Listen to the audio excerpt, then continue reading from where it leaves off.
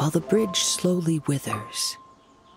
The strings gently whisper, a twilight melody from the solitary zither. Hey, Kazuha kid! So, what are you up to here? We've come to help! You made it. Good to see you again. This appellation, Kazuha Kid, when uttered by Paimon, it takes on a whole new tone. Paimon learned it from Chief Mate Juza. What makes you say that? Do I usually mope around as if perpetually hounded by adverse fate? It's 'cause Juza said that you needed us for something. We didn't expect to find you admiring the scenery and reciting poetry without a care in the whole world. The events of Inazuma are behind me, and no longer linger on my mind. Now I return to Liyue. It is the natural time to explore all the verses and melodies that arise from this land. As to the matter requiring your assistance, there was none to begin with. Unfortunately, you are too late for that, because now there is. Huh? That was really confusing. There was none to begin with, but somehow now there still is. What? Have you been eating those wild plants that you're not supposed to? 'Cause you're talking total baloney. Shh. Listen. What do you think? Wow.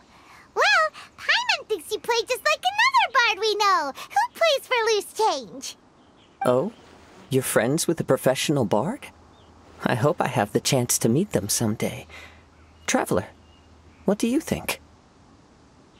Very good. You're right. More to the point, however, it has a certain special ability.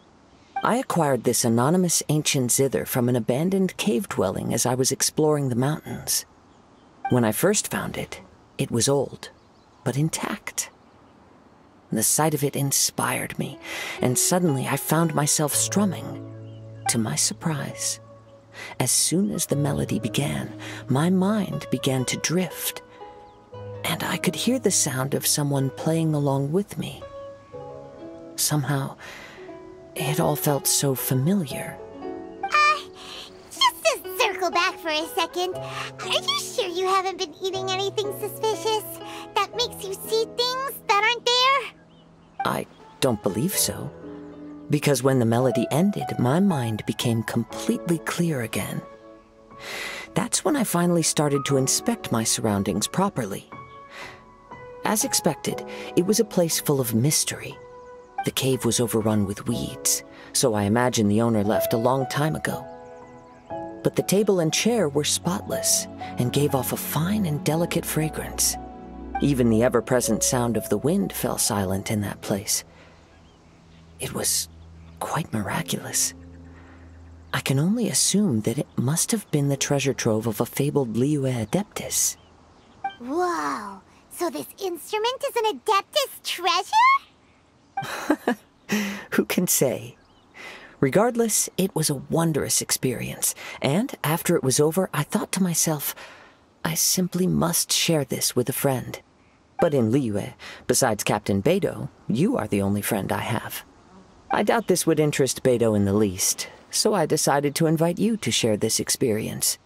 I asked Chief Mate Juza to be on the lookout for you, but unfortunately, the ancient zither broke before you arrived. The fault is my own. I've been taking it everywhere with me, and playing it too often. Oh, so even adepti treasures break in the end?